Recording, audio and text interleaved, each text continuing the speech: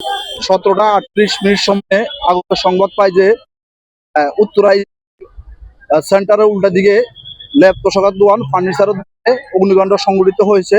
ঘটনার সাথে সাথে উত্তরা ফায়ার সার্ভিস থেকে একই সাথে 3টা ইউনিট মুভ করে এবং আগুনের ভয়াবহতা দেখে হেল্প চাইলে আমাদের টঙ্গী ফায়ার স্টেশন থেকে আরো ইউনিট আসে।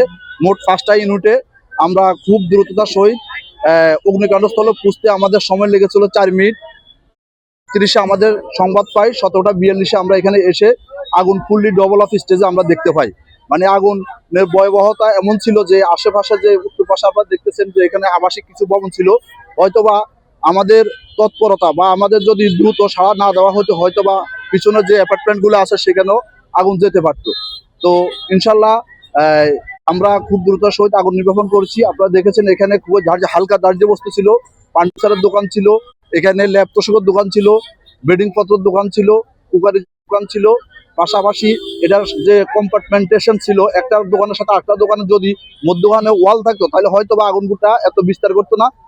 প্রত্যেকটা দোকানের পাশাপাশি আপনারা দেখেছেন টিনের যে বেড়া, যার জন্য আগুনটা খুব দ্রুত বিস্তার করছে, একটা দোকান থেকে আরেকটা দোকানও খুব সহজে চলে গিয়েছে।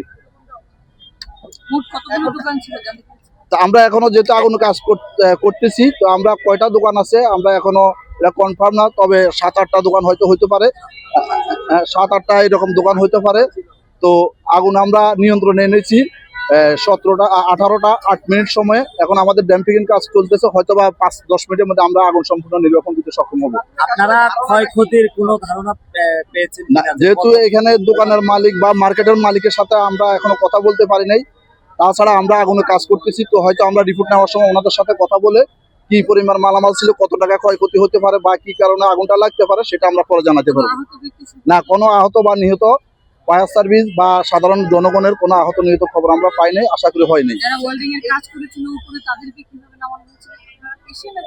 না, আমরা এসে আগুনটা ফুললি ডবল অফ দেখেছি এবং আগুনটা টিনের উপর থেকে অনেক দূর থেকে দেখা গিয়েছে, উপরে কোনো লোক ছিল কিনা সেটা আমরা পাই নাই। এটা অনুমোদন কিন্তু কোনো বাজার কিনা। আরেকটি বিষয় হচ্ছে এখানে আরো একবার অগ্নিকাণ্ডের ঘটনা ঘটে।